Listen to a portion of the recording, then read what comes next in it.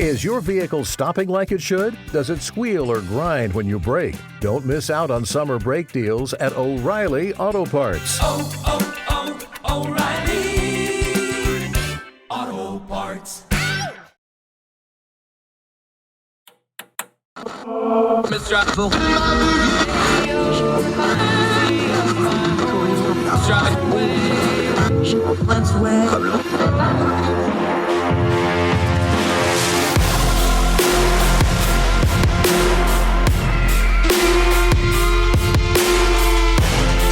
With your host, Andrew Donaldson. This is Heard Tell.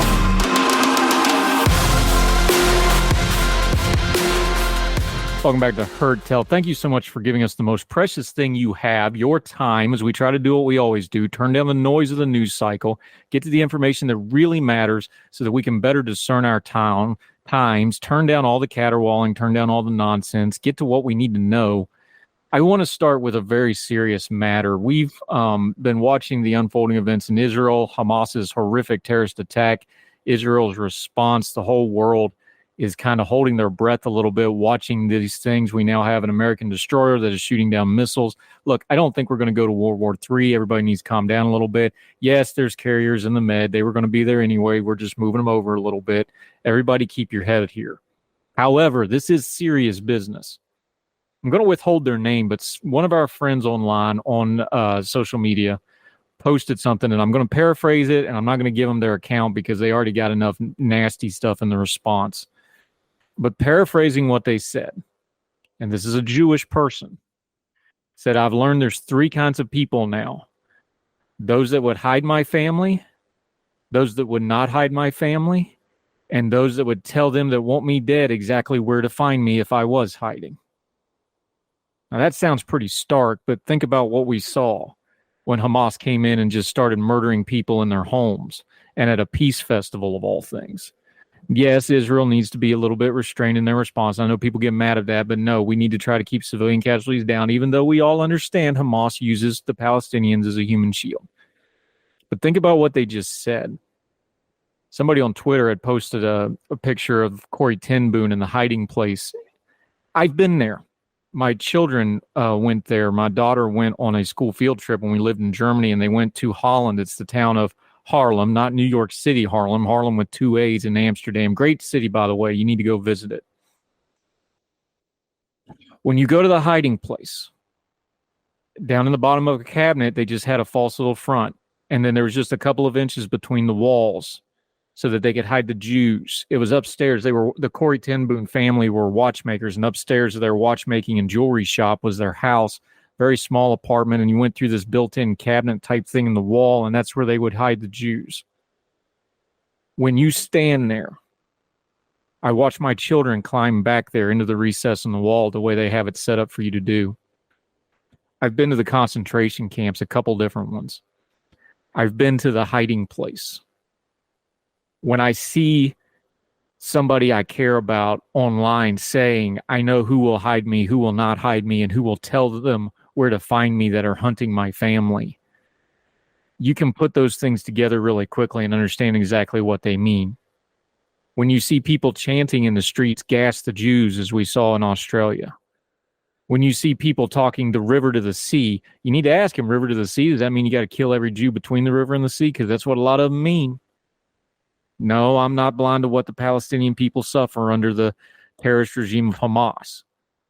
But anti-Semitism is not a new thing. We talk about what would we do in World War II? Would you stand up to the Nazis? Well, now you've got an opportunity because it's happening right in front of us. I'm not just giving you hyperbole here. This is stuff that's real to a lot of people. There are people who think the Jewish people should all be killed, and they will openly tell you that. Hamas did it. Everything they did, they videoed because they were proud of it and wanted the world to know. You need to decide right now, you, your family, your loved ones, your household, whatever. If they came to hide, would you hide them?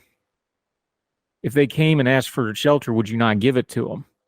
Or are you going to be those people that tell them where to find them so they can hunt them down and kill them? Hopefully that day never comes. It's almost impossible for an American mind to think of something like that. But that day came in South Israel just a few days ago. and they were going door to door just murdering anybody they could get their hands on. You have to decide before the crisis how you will respond as a crisis. You train yourself how you will respond in crisis. You decide long before the crisis comes what you will do. You better decide now that when somebody tells you we're going to wipe a group of people off the face of the earth, cause whatever reasons they have, you better believe them, and you better understand that they are your enemy and you need to stand up against them. Or if you're joining them, excusing them, or enabling them, you're the bad guy, you're the evil, you're the problem. That sounds harsh. It sounds stark. It sounds dark. We live in America. That stuff won't ever happen here, right? You don't know that. These are not Israeli problems or Palestinian problems or Hamas problems or Middle East problems. These are human problems. These are problems that come from the soul, that have been ate up by hatred and dark ideology and hate-filled words over generations and centuries. This is a people problem. And if you are a person, you have the ability within you to do great evil, unless you work really hard not to. Decide now, before that day ever comes. Would you hide them? Would you not hide them? Would you tell them where to find them so that more evil can be done? If you wait till the last minute to try to decide that, you're going to fail the test. The Tin Boons are honored now because of what they did, and thousands of others who hid the Jews during the Holocaust. And you can go to other cultures and different genocides across the world that have happened, the Armenian genocide, Holodomor, or the Great Leap Forward in China, where they just starved maybe as many as 20 million people. We don't even know how many people may have died in that. When evil comes, you had better lived a life up until that point that you know what good is, you can identify the evil, and you can fight against it and stand up to it. You wait till the moment comes to decide what you are, who you are, and what you're about, it's far, far too late. Hopefully this is a wake-up call to folks that they need to decide now, today, right now, before somebody shows up with a weapon, before somebody shows up trying to kill, before somebody shows up demanding to know what such and such group lives, and are you a believer in such and such a faith, what you're going to say. You don't want to wait until the end of the world to decide where you stand. The time of peace and prosperity is when you prepare for the times you don't have it. The world has lived in a period of peace and prosperity, especially Americans over the last, really since World War II. A very small portion of Americans have carried the burdens of warfare, whether it's Vietnam, Korea, Desert Storm, Iraq, Afghanistan. Less than 1% serve in the military active right now. That's a small burden. At some point, that may change. Make up your mind now to do good, to be on the side of good, to fear no evil. Identify it and stand and fight against it. Because there's goodness still in the world left, but only if the good people do that and prepare ahead of time. More Hertel right after this.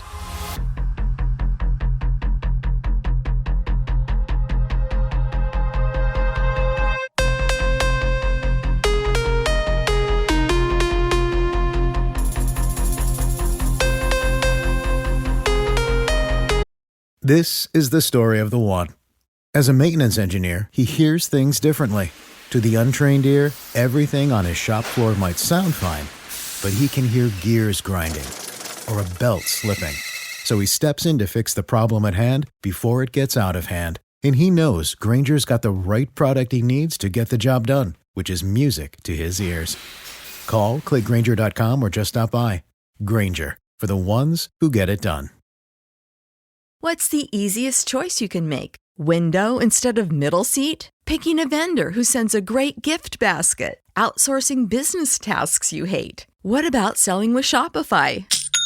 Whether you're selling a little or a lot, Shopify helps you do your thing, however you cha-ching. Shopify is the global commerce platform that helps you sell at every stage of your business. From the launch your online shop stage to the first real-life store stage, all the way to the did we just hit a million orders stage. Shopify's there to help you grow. Whether you're selling scented soap or offering outdoor outfits, Shopify helps you sell. Wherever and whatever you're selling, Shopify's got you covered. Sign up for a $1 per month trial period at shopify.com/try. Go to shopify.com/try now to grow your business, no matter what stage you're in. Shopify.com/try.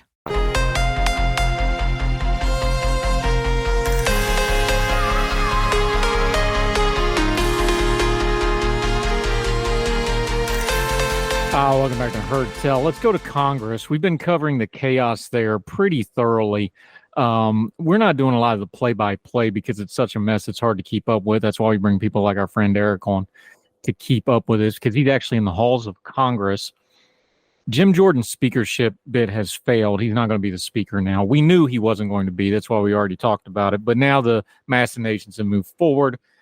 The Republican Party in the House of Representatives is in complete and total disarray. It is really hard to put into words how historically ridiculous this is. We've never gone this long as a country without a Speaker of the House of Representatives. The GOP caucus and conference is unable to do anything. They are paralyzed.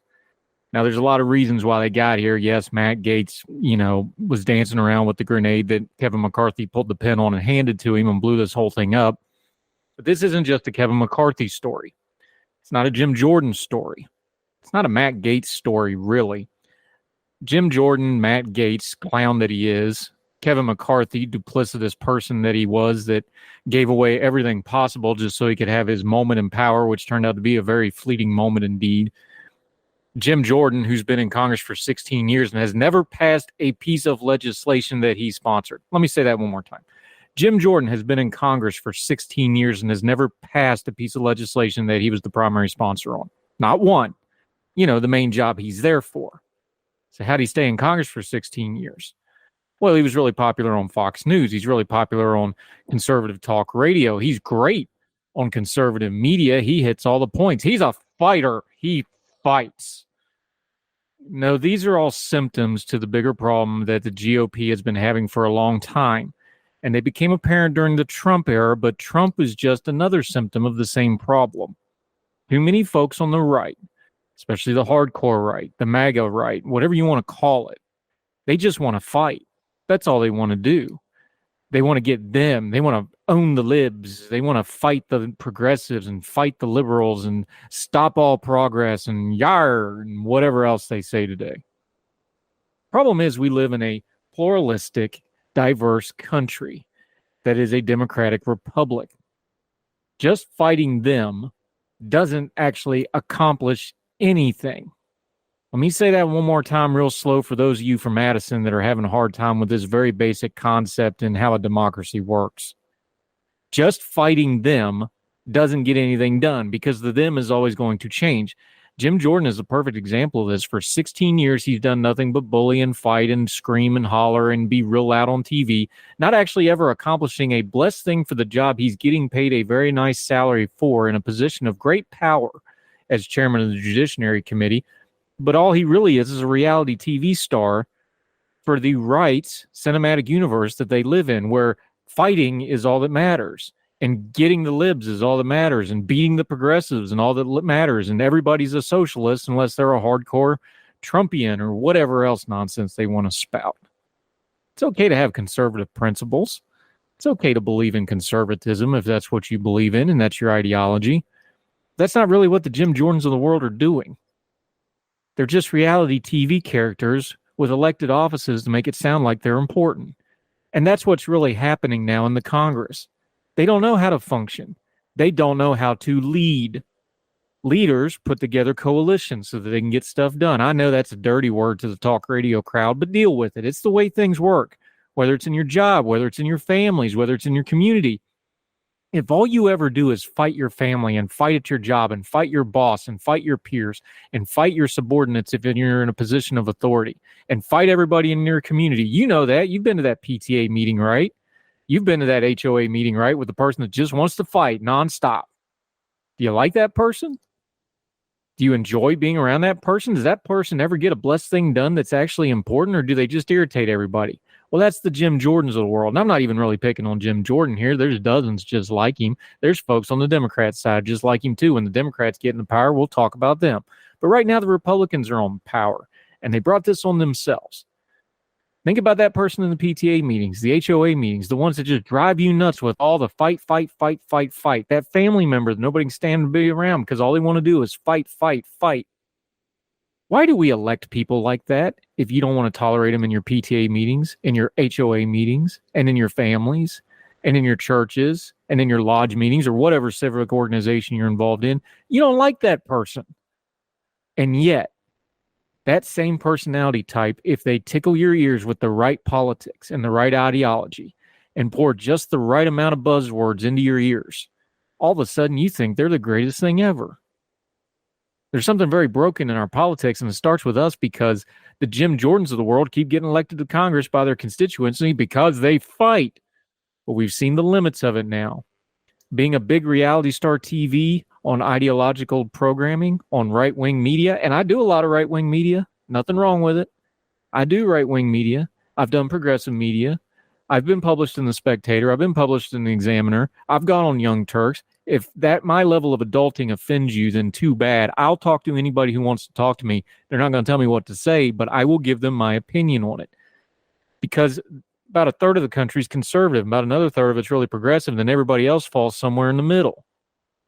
It's not one side against the other. It's really 3/3. And the 1/3 is completely sick of the other 2/3, acting like they're the only two groups that exist in the country. What you're seeing in the GOP Congress is a reality check. Fighting for the sake of fighting to be a TV personality on news media and in the conservative talkosphere. And I'm a member of it sometimes. I'm a talking head. I'm guilty too.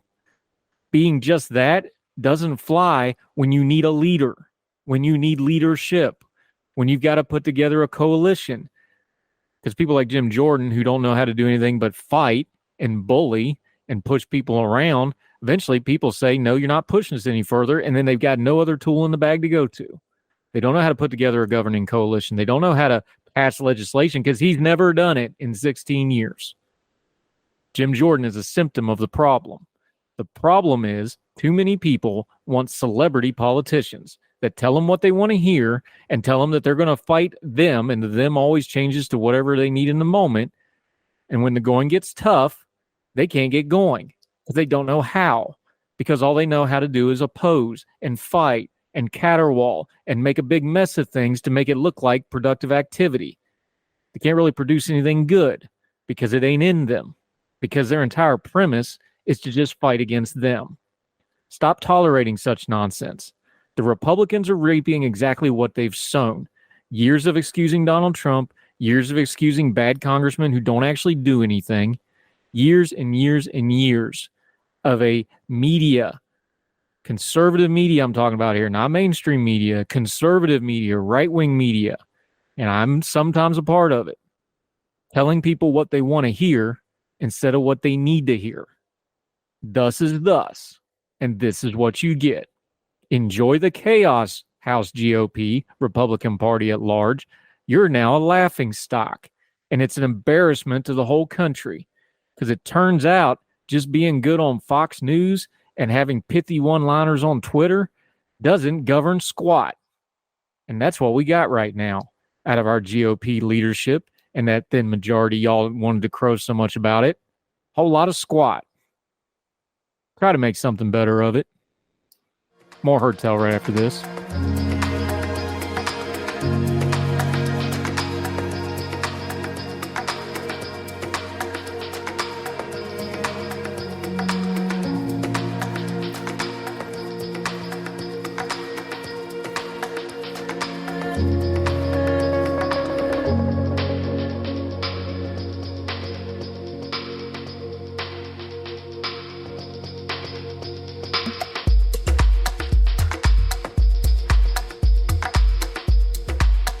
are few, but we are fierce. Welcome back to Heard Tell. We're going to talk some movies because God knows if you take one look at the headlines, we need a break from that hot mess once in a while.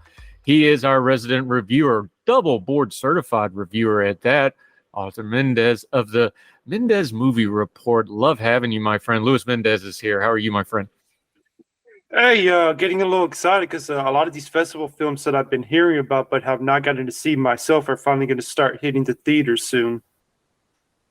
Yeah, and let's just start right there because we've got the strike done. They announced it about 3 weeks ago. They actually got the paperwork done here a couple of days ago as we're recording this, so it's official now. Is there going to be a little bit of a surge or a backlog? We already know some major motion pictures got pushed for post-production, things like Dune into next year. What's kind of the state of things? Is there a little bit of a surge of stuff to get done now? Is people going to try to play catch up? What's the state of the movie industry now that they got the strike out of the way going into the holiday season, which is usually pretty busy for movies? Yeah, but I mean, the thing that I will remind everyone, though, is that only the writers' strike got solved. We still got the actors' strike, and that's the big one in terms of trying to get campaigning and advertising film out there. I think someone had, I was on another podcast, and I think someone had pointed out that if you look at a lot of these morning shows and such, a lot of the stuff that guests that they've been having to come in and advertise stuff is basically like musicians.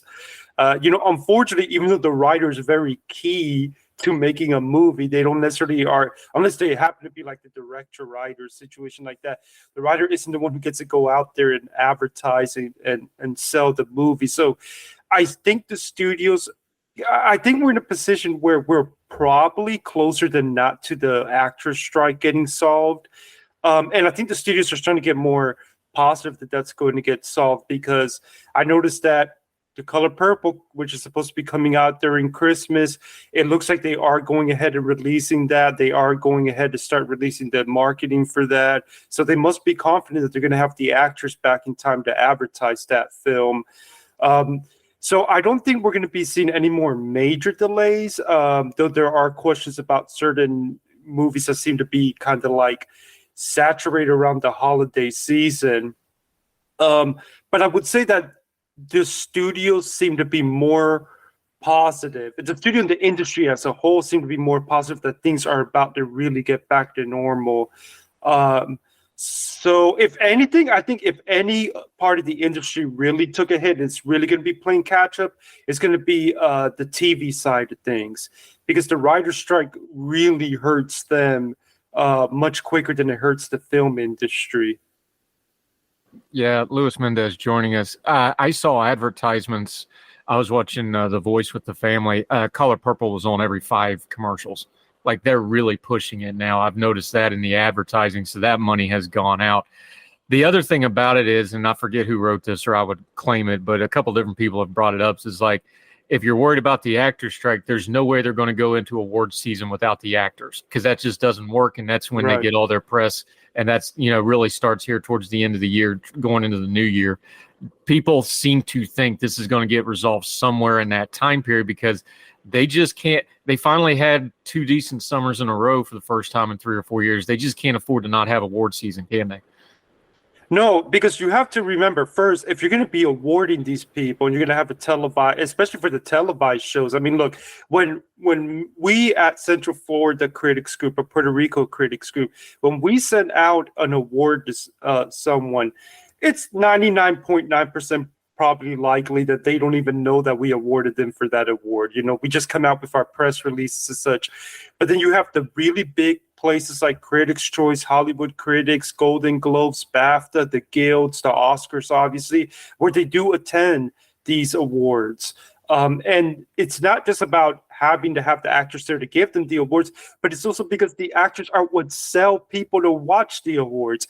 It's not just, award junkies like me that want to see what won. It's also like some general audiences, normies out there that are like, hey, look, all these celebrities are going to be in one room. Let me tune in to see. So it's they really do need the actors if they want to have and it's why the Emmys delayed all the way to January, because they know for sure that they're going to need, the actors there to sell people to tune in. Yeah, Louis Mendez Movie Report. We have him linked. They are recommended by the Heard Tell Substack. Make sure you're subscribing to him. Great stuff. You've been doing some media, though. I wanted to ask you real quick, when you're doing other podcasts besides ours or other media, things like that, what's the general feel? We talk about creators a lot, especially with the way Twitter's going now and the way YouTube's been changing some of their algorithms and stuff. Folks like you on the entertainment side that do this sort of thing, what's the overall feel of that side of the reporting on entertainment, whether it's movie reviews or celebrity following and all these sorts of things? It feels like it's really changed. And some of this strike coverage, some of the critics coverage, some of the movie coverage even, it really feels like some of these folks are finding their niches. The business model is still a little wonky. It's like, do you do Substack? Do you do YouTube? Do you do podcasting? Do you do mixes of stuff? It really feels like, though, I've really noticed the journalism's better, the coverage is better. I've been really impressed with how the creators, which we've almost turned that into a bad word, how the creators have kind of stepped up during the last, especially this summer, how they cover this kind of stuff. Well, I mean, I think you've seen that in the growth of particularly where it used to be that if you wanted to cover this stuff, you were going to have to go to college and maybe get a film degree of some sort in film school, and then or journalism degree. I mean, not that that's a bad thing for anybody to get. I would probably recommend it. It could help them a lot, especially if they want to get paid more for doing this. But I think the passion that a lot of people like me who just want to talk movies or talk about the industry or you know, do our movie reviews, get opinionated, make lists of what our favorite movies are of each year or all time.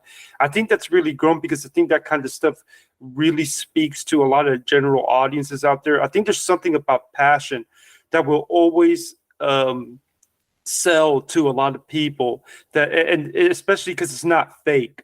And I think people enjoyed seeing that someone's true passion for the industry. And with the new media that's been rising, and a lot of these new critics groups that have been affording opportunities that, people like me would have had a tough time getting into some of these critics groups 10, 20 years ago. I mean, 10, 20 years ago, these critics groups were much more of a sort of club. That you really had to fight to get in. And I think because of that, you're seeing in the same way that with the expansion of the Academy, you're starting to see a little bit of change of what wins Best Picture, what can win awards. You're seeing that with the critics and the kind of movies that the critics are pushing. Last year we were the ones that pushed a audacious sci-fi comedy to the Oscars, and then they ended up giving it Best Picture. And don't forget that a lot of us who are in this right now, we're the ones who grew up with not necessarily like, in 1993, as great as Schindler's List is, a lot of us who grew up during that time, it's Jurassic Park for us. And I think that change in sort of taste in movies and the passion is what has led to a change, I think, in people being more interested in the content. And of course, all the new media helps as well. I mean, there's so much out there that you want to do YouTube channel, you want to do a podcast, you want to do a Substack, you want to get into writing, that's still out there.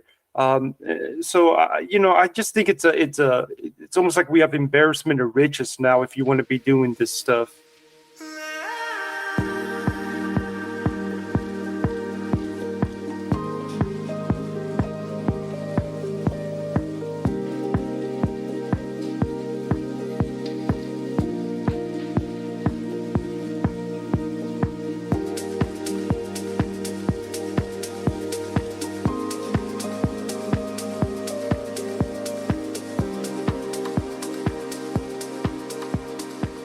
Yeah, Louis Mendez Movie Report. Once I learned how to speak a little better, I'm not good with my hoblaw, man. I can't roll my R's or my M's. You know how that works. Mendez Movie Report. We love having him on. Real quick for folks, because we say things like award season, we take it for granted. the calendar is very much the boss of what happens between now and the Oscars, right? Just break it down for people what happens through now, because now these movies that got pushed back, there's deadlines they got to meet, there's release points they got to meet. Just walk people through that process real quickly as we get into quote unquote award season, what that actually means, because that means some very specific things for folks that are looking to get into something like the Golden Globes or the Oscars, which is what people really pay attention to.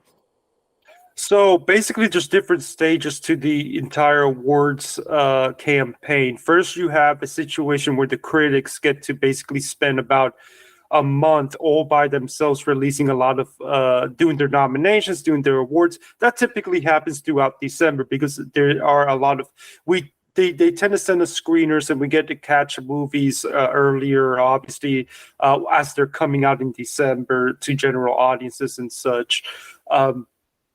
And then from there, around January, you start to see the Golden Globes and the Critics' Choice and the Hollywood Critics and such like that start to chime in. That's where you start seeing the nominations for the guilds and then the nominations for the Oscars. And then throughout January, the last critics come in, the big ones come in through February, and then should be this year, unless it is delayed, though I don't think it's going to be delayed.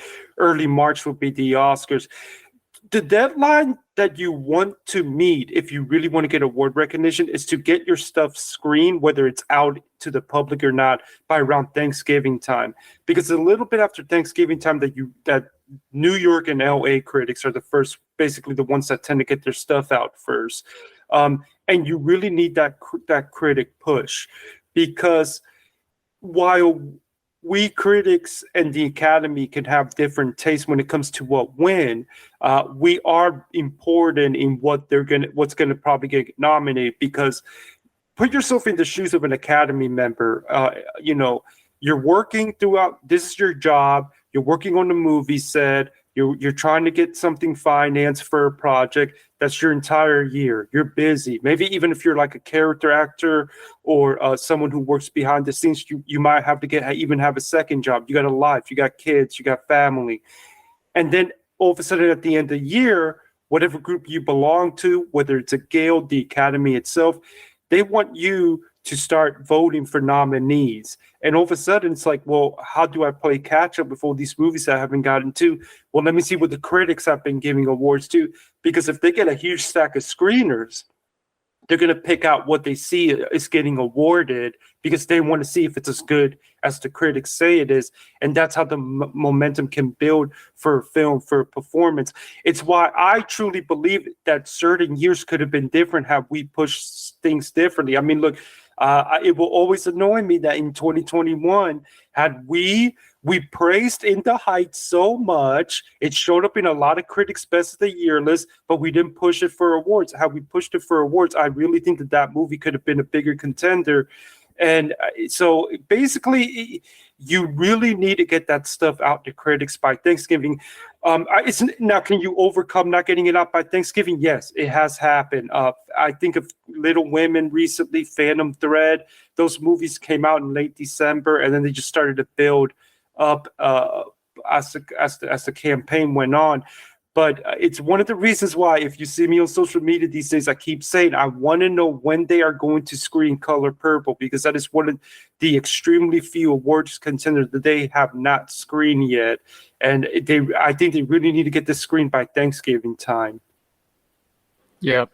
Luis Mendez movie report. All right, let's have a little fun. Halloween's coming up. Boy, you could talk about what's a scary movie and what's not. You have two different reviews in the genre that's up in Mendez movie report. You got the slasher version of that with Saw X right now. You've got the new Exorcist Believer movie, which is more the psychological. By the way, I'm a big soundtrack guy. Original Exorcist, that piano soundtrack theme, all-timer, Hall of Fame, wonderful soundtrack. So that's two versions of it. I was in a hotel traveling, and Hocus Pocus, the original Hocus Pocus was on. We watched that with the family. Everybody loves that. Give me a couple things. Halloween season, whether it's a scary movie or just a spooky fun movie. This is a fun time of year for movies. It's a long category. It's a lot of history. You're one of those history guys. Like, you can go back to the 20s and 30s. They were doing spooky movies pretty early on, weren't they? But give us a couple things as part of the year rolls around. Well, you mean for the year, or like scary movies coming out this year? Either one. You're the expert. Well, I mean, I think that a lot of the major stuff from this year has kind of come out for the scary stuff. Like, it's interesting that late October looks like it's going to be sort of the beginning of some of these more awards films coming out. Saw X, look, I am not a fan of the Saw series. I liked the first one, but the sequels I just didn't like them. I think I thought they were kind of like gore porn, and but this one, which decides to take place between part 1 and part 2, I mean, they really expound on that John Kramer character, Jigsaw, and who I've always thought was interesting, but unfortunately, because the way the series plays out, all we do is see him do flashbacks. So he gets to play a little bit of a vigilante role here. So I think this is the best movie since the first one. Exorcist Believer, I mean, I'm in the minority because this movie has been trashed by critics, it's been trashed by audiences. I don't know if my expectations were just too low because I did get around to it a little bit later than I would have, and I thought it was okay. Is it a copycat Exorcist film? Yeah, I mean, I've seen much worse. Is it anywhere near as good as what I consider to be the near masterpiece that is the first film? No, obviously not. But it's not like the Exorcist sequels I've ever been anywhere near close to as good as that. I would recommend folks to go on, if they have Peacock, they do have a lot of the Universal Monster films there, and I always watch the Universal Monsters during Halloween. Obviously, everybody likes to watch fun stuff like Hocus Pocus. I'm a big Rocky Horror Picture Show guy, and also if you have HBO Max, there's a lot of interesting foreign horror that's on there. Diaboliques from 1955 is a very interesting French horror film. M from 1931 is a very interesting horror film. And I guess some people could count Creature Features almost as horror films, especially the ones during the 50s where they really explored all the science advancements that were happening at the time in the nuclear age. And also, if anybody happens to be interested in silent horror, The Phantom of the Opera from 1925, I believe that's in the public domain now. And of course, the Cabinet of Dr. Caligari from 1920, Nosferatu from 1922. There's a lot of horror to check out online if people know where to find it.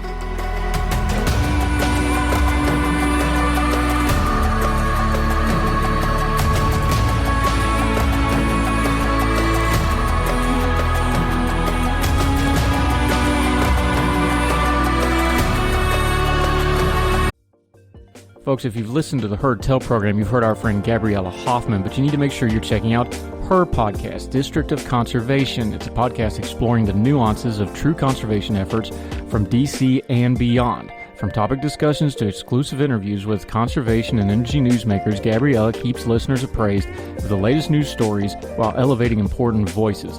Listen to District of Conservation on Apple Podcasts or wherever podcasts are played. Folks, you've heard of Ethan Brown on the Heard Tell show a couple of different times, but if you're interested in learning about how to discuss things like climate change without all the politics and doom and gloom, head over to his podcast, The Sweaty Penguin. Sweaty Penguin is a late-night comedy-style climate podcast working to add nuance, critical thinking, humor, and hope to the climate conversation. They got over 100 episodes already, breaking down weekly news stories and specific topics, from the vanilla to the ADHD to the international accountability to orangutans. Yes, I know, it's a comedy thing, so just go with it. But each time, exploring different ways we can make progress on these issues while still helping the economy, health, security, and everything else we care about. Feel overwhelmed, exhausted, or excluded by today's climate change discourse? This is the podcast for you. Find The Sweaty Penguin wherever you get your podcasts or at www.thesweatypenguin.com.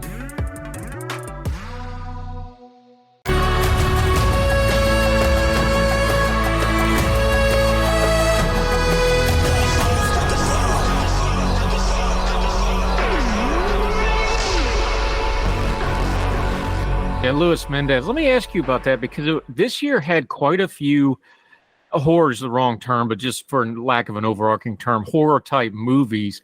There was quite a few this year. There was some A24 had another. They seem to just pump out cult classics, but they had Talk to Me, which a lot of people really liked. Disney had the Haunted Mansion mess where people actually liked the movie if they watched it, just nobody watched it, but the people who watched it liked it. Things that traditionally should, you would think, be like a Halloween season, but they get pushed to the middle of the year.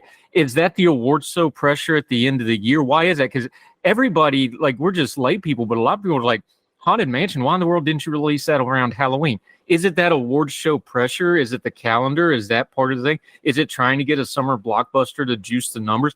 Things like that just didn't make sense to people, especially Disney, which is usually, they're pretty strict about their calendar even years in advance on things like that.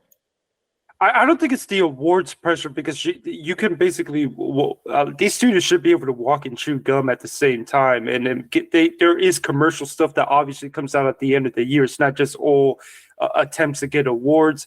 I honestly think it's them trying to get greedy and trying to get a summer blockbuster out there and not being patient. I mean, Haunted Mansion, look, critics didn't like it. I disagree with them. I had a blast with that film. Audiences responded very good to that movie. The problem is that the movie came out a week after the whole Barbenheimer stuff, and it should have come out in October or at least like late September. It probably would have done a lot better at the box office had it done that. But you know what? This is a problem that we've seen for some time. Disney made this mistake with Hocus Pocus. A lot of people don't know this, but Hocus Pocus came out during the summer, and that whole movie takes place on Halloween night. So it was a box office bomb. The critics didn't give it a good review. It only happened through the years, especially as people from my generation were watching it on the Disney Channel, and time passed, and it became this big sort of cultural hit and classic. But Disney messed up from even having it come out during the summer. And there's so many stories like this. If you go look, this goes back to the old days. Miracle on 34th Street came out in the summer. Why do you're gonna do better if you come out with a movie if you're gonna set it in a holiday, then come out with it during the holiday. I mean, now, one of the awards contenders that we have this year, The Holdovers, which should be coming out wide around November, that is a holiday movie. So at least they're coming out with that when they should. Of course, obviously, it helps it's an award movie, and they tend to try to push this at the end of the year. But no, I honestly think that if anything, it's probably just greedy trying to create a summer blockbuster when they really should just lean into whatever holiday it is. And we have an audience that's conditioned to think that holiday movies are on Hallmark Channel now. Yeah. I mean, that's a thing. Like, people, because everything's so diversified, balkanized, whatever you want to call it, the audience, my household does like, hey, when's the Hallmark movie start? It's just kind of a thing we do now. And yeah, they're cheesy and they're corny, but it's good family time and people do it. And you're going to get a month's worth of, popcorn holidays. We're conditioned now that, Hallmark and Netflix and whatever, we're going to do holiday movies at home on streaming now. That's a real thing. Oh yeah. And it extends to other stuff. Like, I mean, a lot of people, they're expecting romantic comedies to be straight to streamers now. It's kind of rare we've gotten some few that have gotten some big theatrical with big names. I mean, just yesterday I caught up to a film that came out earlier in the year called Rye Lane, which is I think you can watch it on Hulu. That film is really good. It's got a cinematic quality to it. It's from a first-time director. It's a funny film, but the studio didn't release it theatrically. They decided to release it through streamer because they've just condition people that these romantic comedies are going to be caught on streaming. So yeah, that is true. It's one of the things that Martin Scorsese kind of spoke to in recent interviews in regard that the studios have gotten to the point where they're so obsessed with blockbusters and franchises that a lot of these other smaller genres have really suffered. I mean, I can't imagine where the independent cinema would be at the moment if it wasn't for these A24s and these neons being able to sort of carve their own niche out for that stuff. A24 has a heck of a batting average right now. If you look over the last couple of years, you've talked about that studio a lot. They're, independent movie almost. I got tickled because the new Anne Hathaway movie is independent comedy. I'm like, really? The term's almost lost its meaning. But a studio like A24 that's really carved out a niche that it's almost synonymous now. When you say A24, I kind of know what kind of a movie, whatever the genre or the director is, I kind of know what I'm going to get with it, right? I'm going to get a certain kind of production quality and a certain kind of feel to it. That's hard to do in Hollywood. They've actually done it, though. Yeah, but I think the fact that they're able to be that smaller studios helped them a lot, because automatically people know that we're not going to be getting major franchises with these guys. We're not going to be getting blockbusters.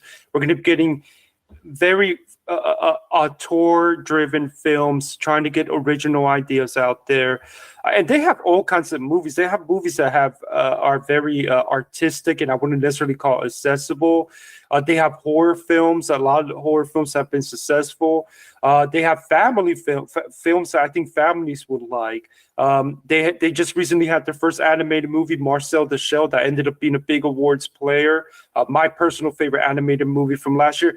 And then, they're freaking winning Best Picture. A couple of years ago, they won with Moonlight. Last year, they won with Everything Everywhere All at Once. They really have carved a niche out for themselves as the place where there's going to be original stories of all kinds. They're not going to be scared to take risks. And they're not by themselves. There's Neon, which hit big time a couple of years ago when they distributed Parasite. A lot of these smaller studios, if a lot more general audiences would know about them, I think they'd really appreciate the fact that they get a lot of original stories from these guys. It's not just a bunch of sequels and remakes.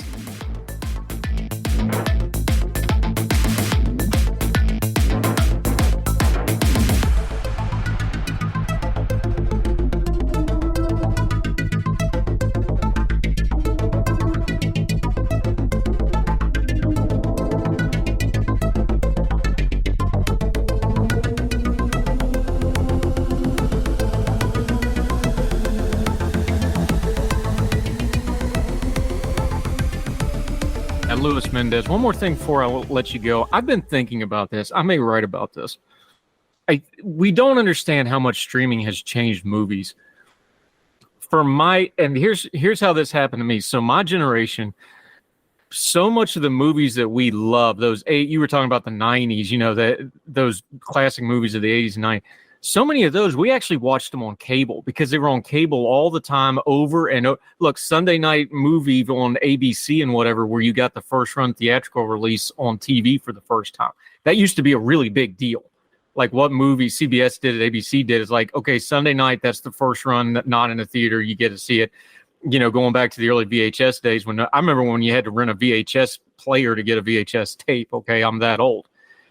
What's really changed, though, because I was watching some of the old Breakfast Club movies with my kids, and I forgot there's so much bad language in it because we always watched the cable versions, right, and the edited version. The way cinema and movies, and especially those cult classic movies that we think of, and Top Gun's a good example of that. That movie was kept alive because it was always on cable for decades. And then you got the sequel. You're not going to get that now with streaming, because streaming, you have to go out and find it. It doesn't have that repetitive shelf life for 10, 20, 15 years. I think Shawshank might be the best example of this, a movie that nobody watched in the theaters and now is on everybody's list as one of the all-time great films because they saw it on cable over and over. It was the ultimate cable stop. Like if you see it, you stopped and watched it. That part of the movie experience is gone now with streaming. I think that's going to greatly affect how we view movies, not right now, but maybe in 10, 15, 20 years. You don't have that repetition to find those movies like that again. I think that's something that we're not really talking about in movies and cinema, but I think it's something that's going to really change culturally how we take in films and think about them.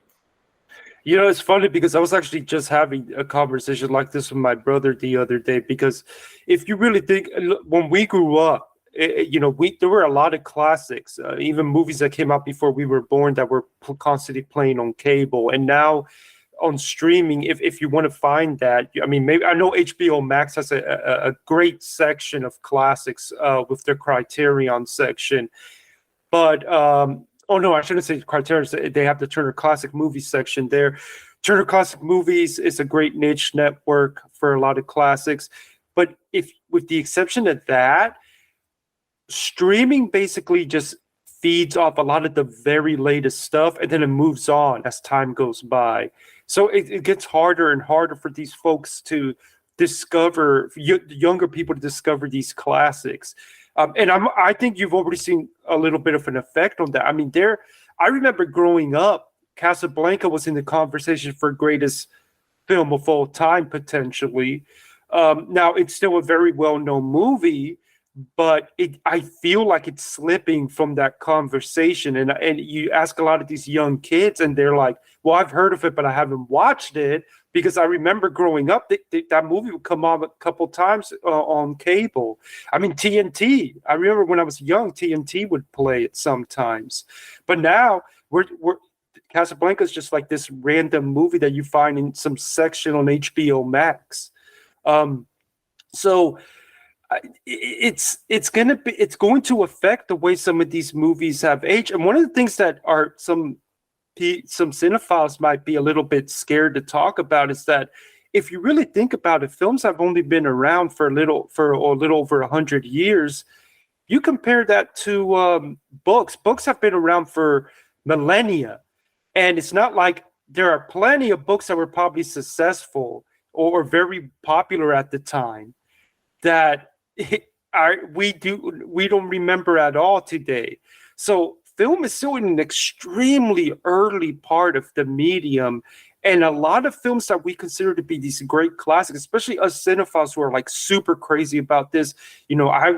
People who know me know that I've gone all the way back to watching a bunch of silent films.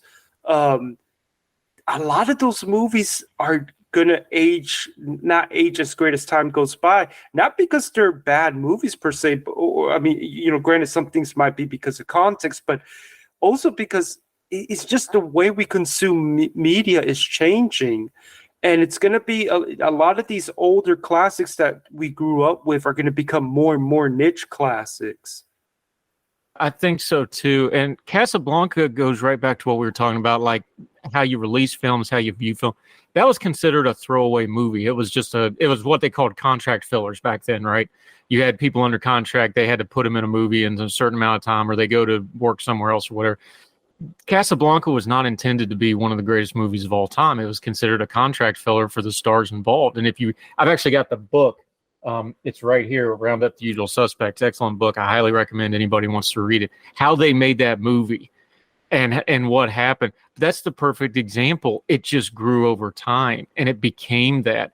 And I really wonder with the way streaming and things work. I think they used to talk about movies having legs. I don't know you're going to have that anymore. I mean, I don't want to say that it's completely impossible. I still think it's, as time goes by, some people will discover things, but I think it's going to get harder and harder.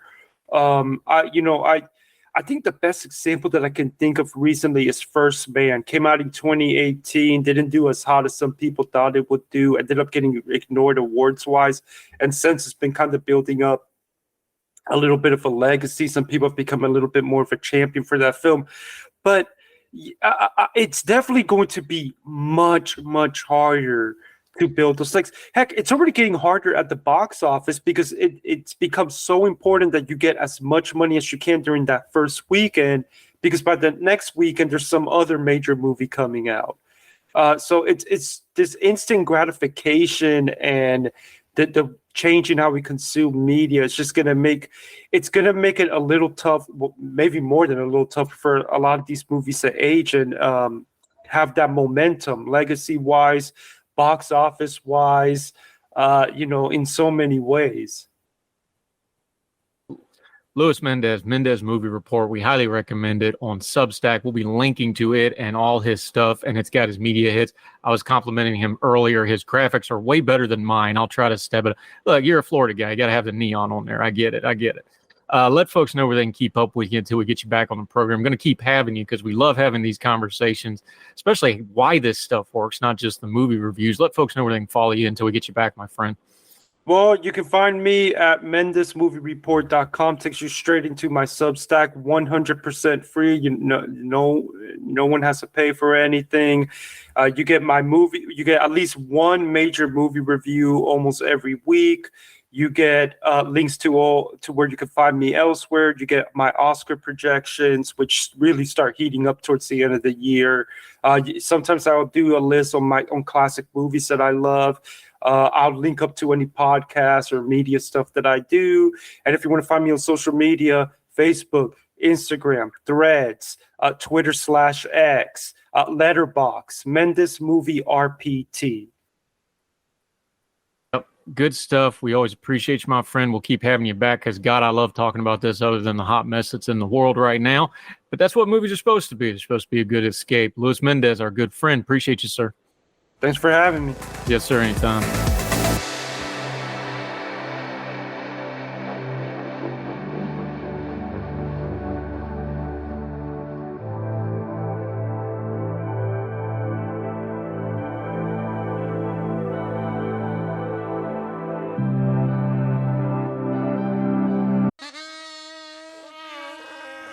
That's the sound of your current hype level at the gas pump.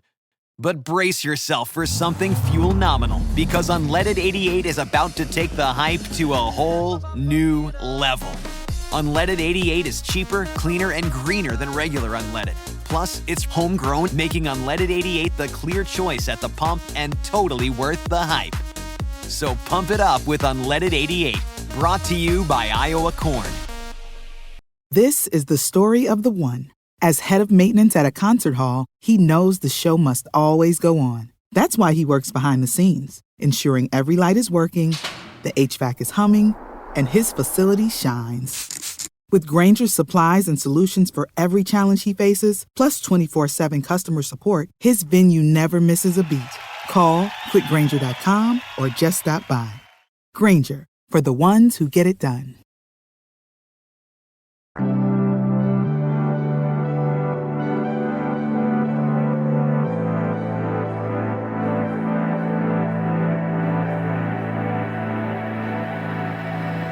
And that'll do it for this edition of Heard Tell. Wherever you are, you can join us through whatever medium you're listening to. If you're on iTunes, Spotify, iHeartRadio, we're even on some podcasts over in India. You folks in India, we see you on the stats. Welcome. Thank you. Drop us a line. We're all over the world and on any podcasting platform you can think of. Make sure you're subscribing and or following or whatever that platform calls it. That helps us keep track of you, lets us know how you're listening to the program. Make sure we can tailor it to get it to you. Heard Tell Show or my name, Andrew Donaldson, on any of those platforms. It'll come right up. But we have a one-stop shop for everything that we do. heardtell.substack.com. It's completely free. Subscribe. You get everything right into your inbox. Anytime I write, do a media appearance, do a new episode of Heard Tell. We also have Heard Tell specials.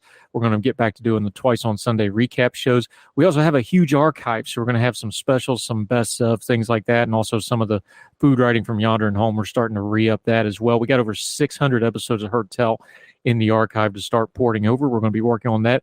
So sign up for the Substack. Please get you right in your inbox. Never miss anything. Doesn't cost you anything more than a click. heardtell.substack.com. We sure appreciate it. And follow us on social media. Heard Tell Show on the Twitter. Four for the Fire is my personal Twitter handle. No, we're not going to call it X, but if you could share us and let folks know that our programs are worth checking out, we sure would appreciate it. So wherever you are, across the street or around the world, we hope you're well. We hope you are well fed. We'll talk to you real soon for the next Heard Tell. All the music on Heard Tell is provided under a Creative Content license from monstercat.com. Somos la máquina. Folks, if you've listened to the Heard Tell program, you've heard our friend Gabriella Hoffman, but you need to make sure you're checking out her podcast, District of Conservation. It's a podcast exploring the nuances of true conservation efforts from DC and beyond. From topic discussions to exclusive interviews with conservation and energy newsmakers, Gabriella keeps listeners appraised of the latest news stories while elevating important voices. Listen to the District of Conservation on Apple Podcasts or wherever podcasts are played. Religion is at the intersection of our 21st century life, even if we don't express a faith. At a time when it seems that religion isn't as prevalent as it once was, it still leaves its mark everywhere. As a pastor, I know that religion isn't something I just do on a Sunday, but it's found in every nook and cranny of my life. Sexuality, politics, social media, the economy, war, nationalism, all have some kind of religious angle to them. And as a communicator, I want to find the stories that can help people understand this part of our society that is so important to so many. Hi, I'm Dennis Sanders, and I'm the host of Church in Maine. Church in Maine is a podcast about the journey of faith and where it intersects with modern life. I look at faith with a journalist's eye, asking the who, where, what, why, and how religion affects some of the major issues of the day. Join me as we journey together. You can listen to Church in Maine podcasts at the website churchinmaine.org or on your favorite podcast app. I look forward to seeing you.